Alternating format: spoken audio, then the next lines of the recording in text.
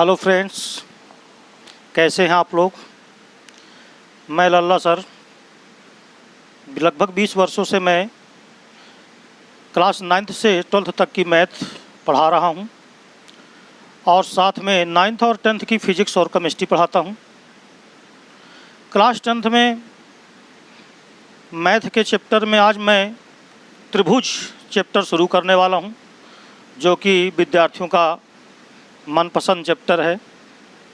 त्रिभुज में जो सबसे पहला हम लोग लेंगे वो कॉन्सेप्ट ऑफ सिमिलरिटी, यानी कि समरूपता का सिद्धांत।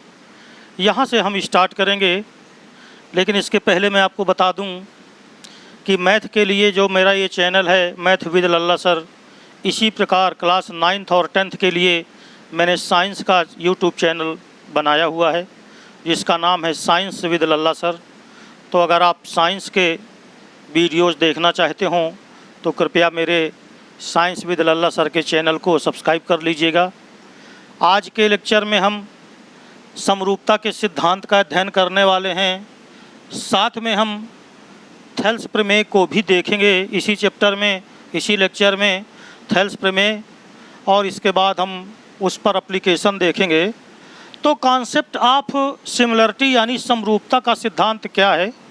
तो जैसा कि बच्चों आपको मालूम होगा कि आप क्लास 9th में सर्वांगसमता पढ़े थे। सर्वांगसमता क्लास 9th में आपने देखा था कि कोई दो आकृतियां या दो फिगर सर्वांगसम कहलाते हैं यदि उनका साइज और शेप यानी आकृति और आकार ये समान हो।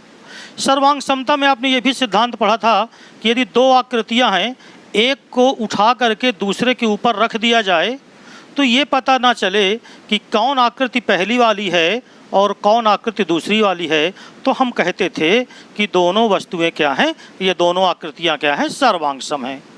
तो अगर हम समरूपता की बात करें तो समरूपता में एक कंडीशन लागू होगी सर्वांगसमता की, यानी शेप समान होना चाहिए लेकिन साइज का समान होना ज़रूरी नहीं है।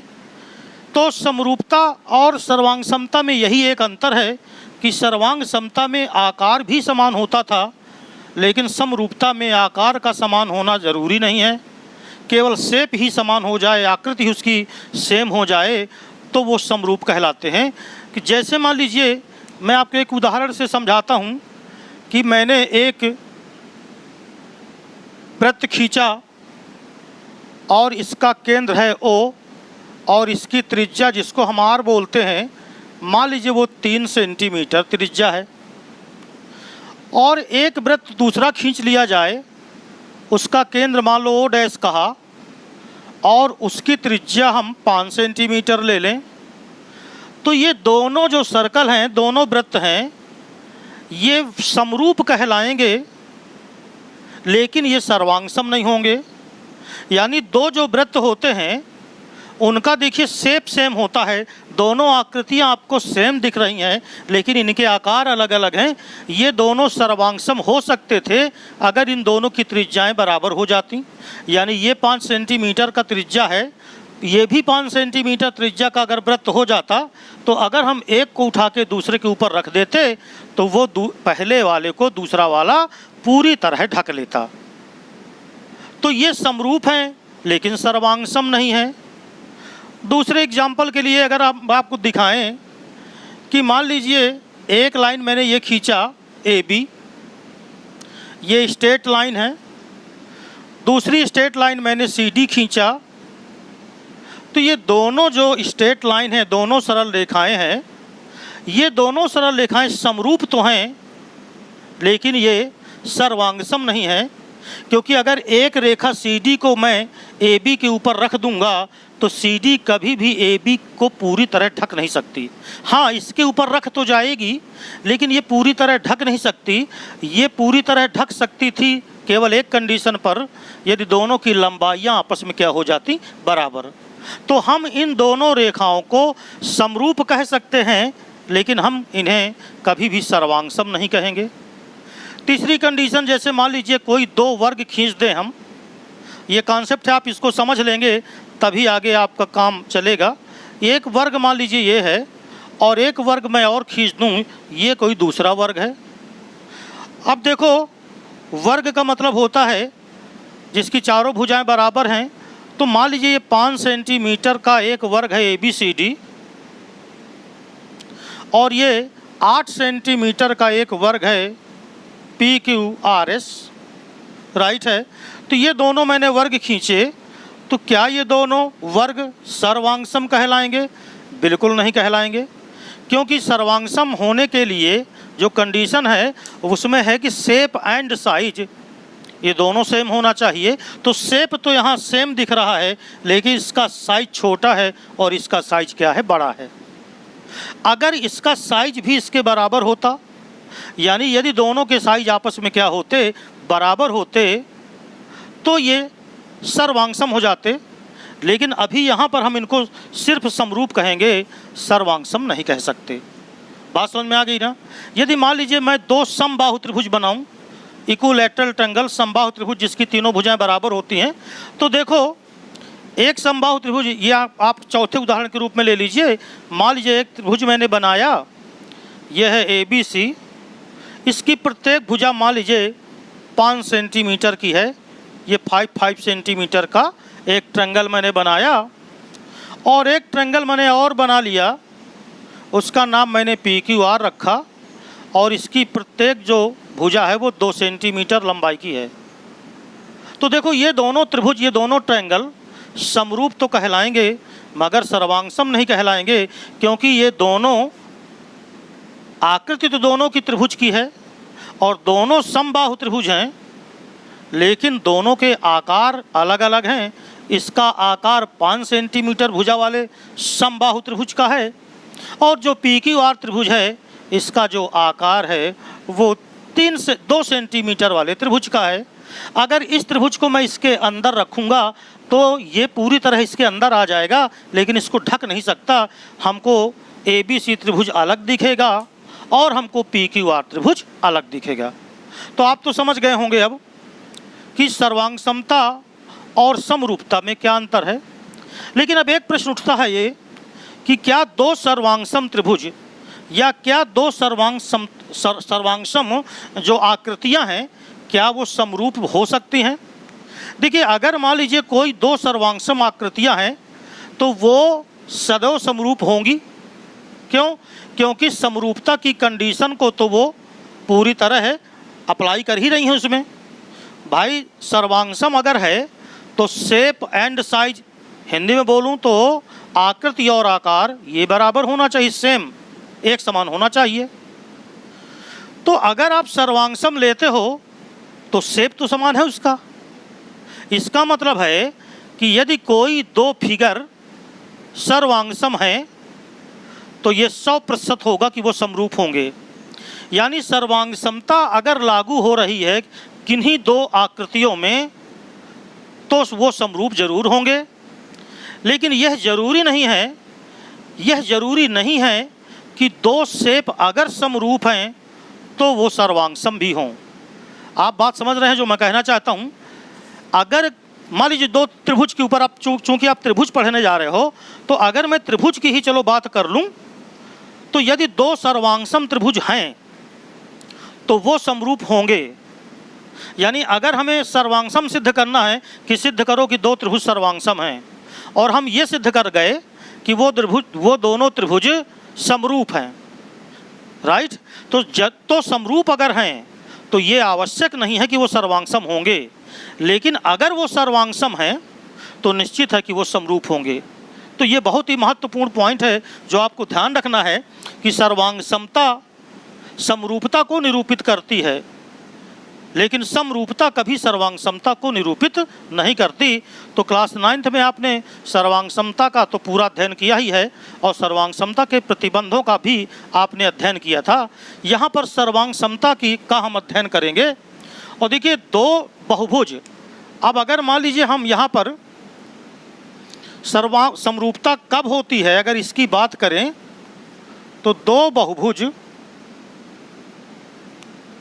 समरूप होते हैं जब उनमें दो कंडीशन पूरी तरह लागू हो जाएं।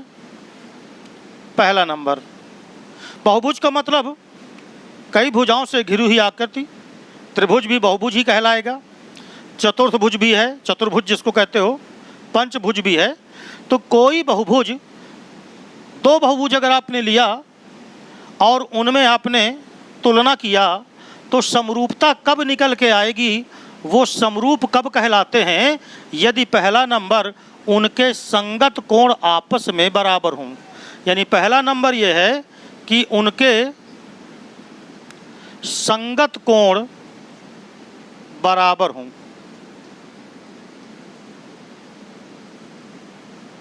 यानी कि करस्पॉन्डिंग एंगल्स इक्वल होना चाहिए, संगत कोण बराबर होना चाहिए। और दूसरा नंबर यह है कि संगत भुजाओं में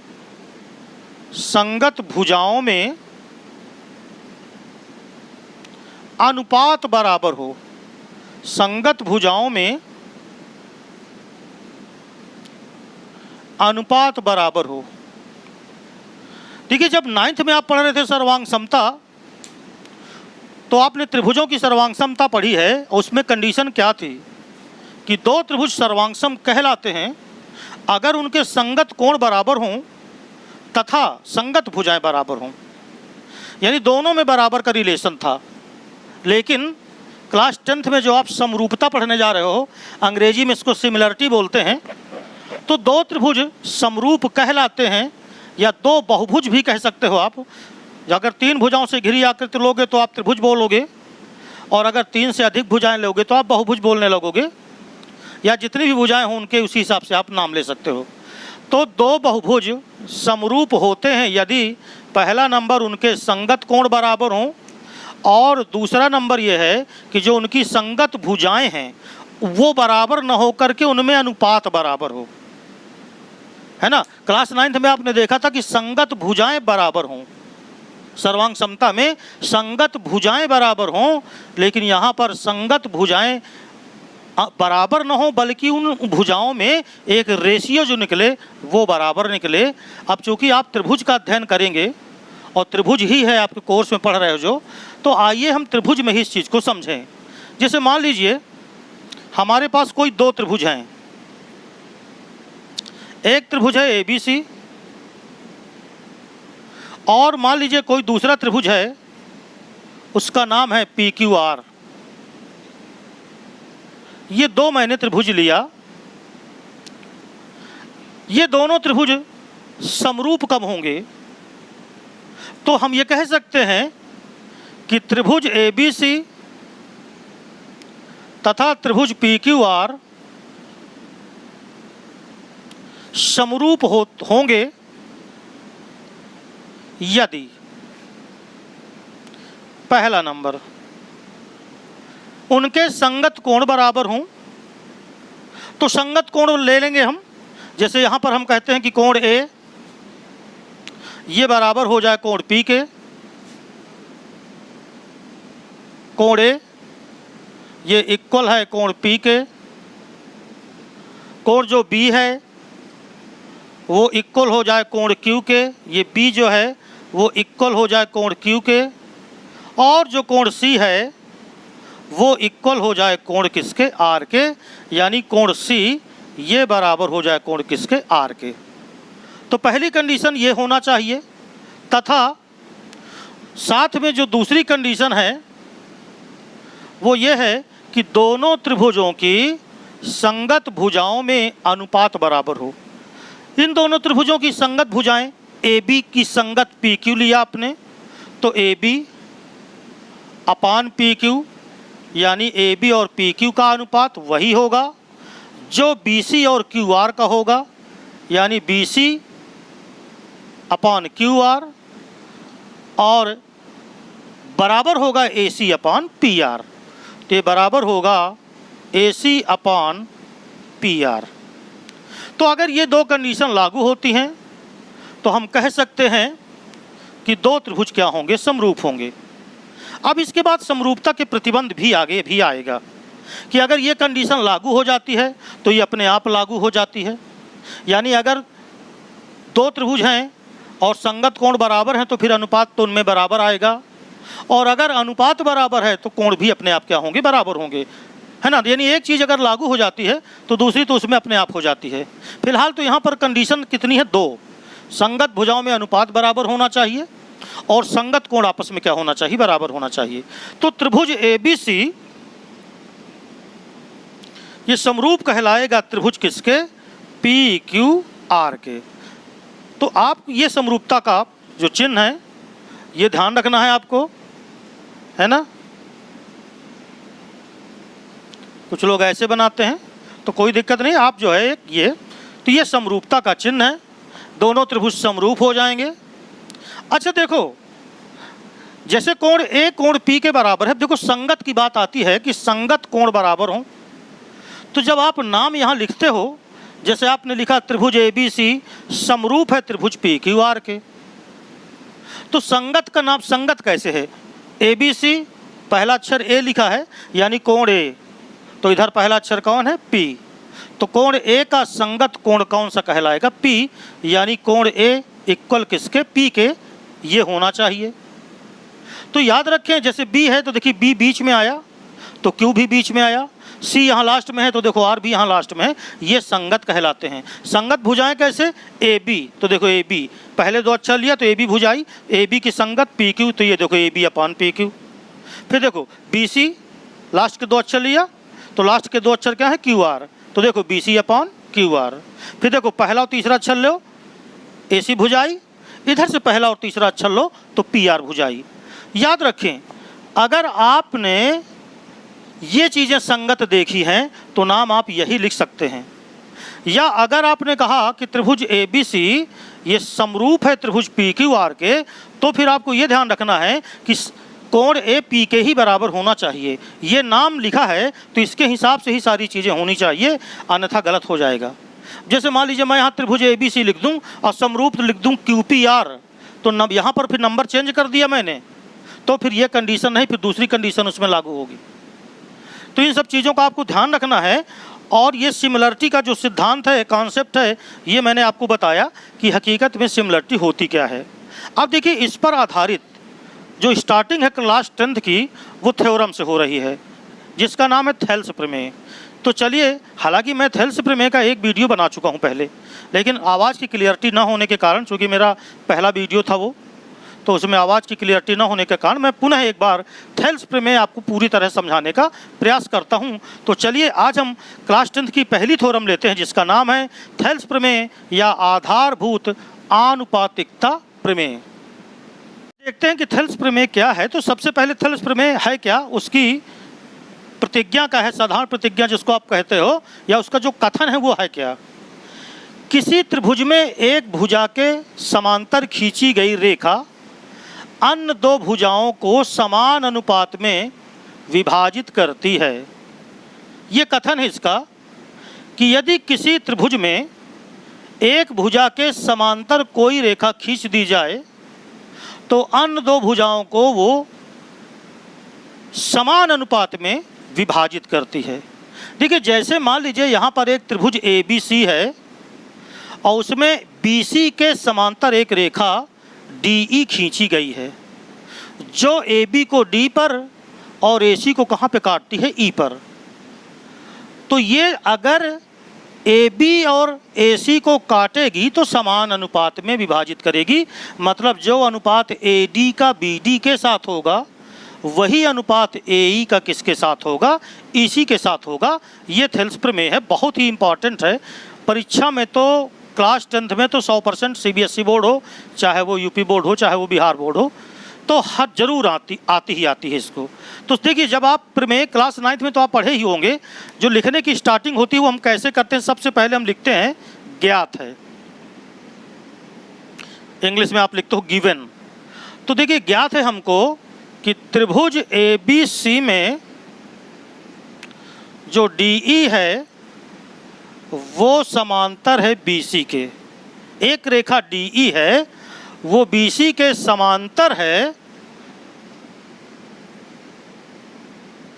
जो AB को D पर तथा AC को E पर प्रतिच्छेद करती है या प्रतिच्छेदित करती है। ये चीज़ें लिखना आपको ज़रूर आना चाहिए। क्लास 9th में आपने ये पूरा सीखा है कि कैसे ज्ञात है लिखा जाता है, फिर लिखा जाता है सिद्ध करना है। तो यहाँ पर देखिए हमें जो सिद्ध करना है वो क्या सिद्ध करना है? हमें सिद्ध करना है कि जो DE विभाजित करेगी AB को, वो AD अनुपात जो होगा DB का, AD अनुपात जो होगा किसके साथ? DB के साथ, बिल्कुल वही रेशियो या अनुपात होगा AE का किसके साथ? EC के साथ। ये हमें सिद्ध करना है। तो इतनी सी बात आपको समझ में आ गई। अब हम इसके बाद एक रचना इसमें करते हैं। रचनाएं हमें ध्यान रखनी पड़ती हैं प्रमेय में। एक रचना हम यहाँ पर जो करने जा रहे हैं वो क्या करते हैं कि D से, ये बिंदु D है, इससे हम AC पर लंब डालेंगे। ऐसे रचना को आप जानते हो किस तरह किया जाता है। और यहाँ लंब डाल दिया ऐसे। मान लो इसका नाम हमने DP रखा, यानी हमने D से, बिंदु D से AC पर लंब। अब देखो जो AC पे लंब होगा वो AE पर भी क्या होगा? लंब होगा। तो लंब खींचा। इसी तरह हमने E से भी एक लंब खींचा जो AB पे हुआ, और BE तथा CD को हमने क्या किया? मिला दिया। तो हमने रचना में क्या किया कि बिंदु किससे? D से DP लंब किस पर खींचा? AC पर, तथा जो हमने E बिंदु लिया है वहां पर E से EQ लंब AB खींचा, तथा हमने क्या किया? CD और BE को मिलाया। ये मैं आपको एक बार फिर से समझा दूं। एक त्रिभुज ABC में जो DE रेखा है वो BC के क्या है? समांतर है। तो हमें सिद्ध करना है कि AD बटा DB बराबर होगा AE बटा EC। राइट। हमने एक रचना किया, D से AC पर लंब खींचा जिसका नाम है DP, ये D है यहाँ पर, और हमने E से AB पे लंब खींचा जिसका नाम है EQ। बिंदु B और बिंदु E को मिला दिया और C और D को मिला दिया। तो यहाँ तक तो बिल्कुल कॉमन है कि आना ही आना चाहिए सबको, क्योंकि ये तो लिखना ही लिखना है। अब हम इसके बाद इसकी उत्पत्ति करने जा रहे हैं, तो आप ये पहले नोट कर लीजिए, क्योंकि उत्पत्ति ही मेन चीज़ है जिसको आपको समझना है। तो आप ये नोट कर लीजिए। अब मैं यहाँ से सीधे उत्पत्ति आपको बताऊँगा, जिससे आपको स्पष्ट दिखाई दे, जगह भी दिखे यहाँ पर, क्योंकि नहीं तो फिर मुझे बहुत छोटा छोटा लिखना पड़ेगा। तो चलिए इसकी उत्पत्ति देखते हैं। उत्पत्ति को आपको देखिए रटना नहीं है, इसकी जो उत्पत्ति है वो समझना है आपको। देखिए करेंगे क्या हम, एक त्रिभुज आपको ऊपर दिख रहा है जिसका नाम है ADE, राइट है। नीचे देखिए दो त्रिभुज ध्यान से, BDE, और एक है CDE। यही पॉइंट आप पकड़ना। त्रिभुज ADE का क्षेत्रफल लूंगा मैं, मगर इसके साथ त्रिभुज ADE का एरिया, उसका अनुपात लूंगा मैं त्रिभुज BDE के साथ, और एक बार फिर इसी त्रिभुज का अनुपात मैं लूंगा CDE के साथ। जरा कैसे समझना, जरा देखिए। क्षेत्रफल त्रिभुज ADE बराबर, किसी त्रिभुज का क्षेत्रफल होता है 1/2 आधार गुणे ऊंचाई होता है। जब मैं इस त्रिभुज का ले रहा हूं तो देखना यहाँ पर क्या दिमाग लगाना है। ADE का क्षेत्रफल लेना है तो जब इसके साथ लेना तो आप इसे आधार मानना, और जब इधर के साथ लेना तो फिर आप ये आधार मानना। यानी देखो मैं इसके साथ ले रहा हूं अब, तो त्रिभुज ADE का क्षेत्रफल बराबर 1/2, हाँ देखो इधर ADE में मैं आधार किसको ले रहा हूँ? AD को। तो आधार और ये हो गई ऊंचाई, ये लंब है ना, देखो AD पे लंब है ये, तो ये हो गया 1/2 आधार AD और गुणे ऊंचाई क्या हो गई? EQ। बोलो बात समझ में आ गई? ये हो गया। अब हम लेंगे क्षेत्रफल त्रिभुज। मैंने कहा था ना कि जब इधर का आधार लेना तो इस त्रिभुज के साथ लेना है। तो अब त्रिभुज लेंगे BDE का क्षेत्रफल। तो त्रिभुज BDE का क्षेत्रफल 1/2 गुणे आधार। जब इस त्रिभुज को ले रहे हो इधर वाला तो ये आधार लो, तो आधार हो गया BD और गुणे ऊंचाई। तो देखो चाहे आप इतनी भुजा ले लो, चाहे पूरी भुजा ले लो, चाहे ऊपर वाली ले लो, लंब तो आपका EQ ही है, राइट है ना। तो ये हो गया 1/2 आधार BD और ऊंचाई क्या हो गई? EQ। अब इन दोनों त्रिभुजों का हमें रेशियो लेना है, तो इसलिए एक में मैं दूसरे का बटा कर देता हूँ। तो देखो बराबर क्या आया? 1/2 कैंसिल हुआ और EQ से EQ कैंसिल हुआ, यानी जो क्षेत्रफल त्रिभुज ADE अपान क्षेत्रफल त्रिभुज BDE ये बराबर आया AD अपान BD। इसको दिया मैंने इक्वेशन नंबर फर्स्ट। अब देखो, अब हमें क्या करना है? इसी त्रिभुज का क्षेत्रफल लेना है, लेकिन अब की बार हमें इधर के साथ लेना है, राइट। तो अब हम फिर से करेंगे क्षेत्रफल त्रिभुज ADE। तो 1/2 अब की बार आधार ये ले लो, क्योंकि इधर के साथ रहना है। तो 1/2 आधार मगर ऊंचाई कौन? DP। तो 1/2 आधार कौन? AE और ऊंचाई कौन हो गई? DP।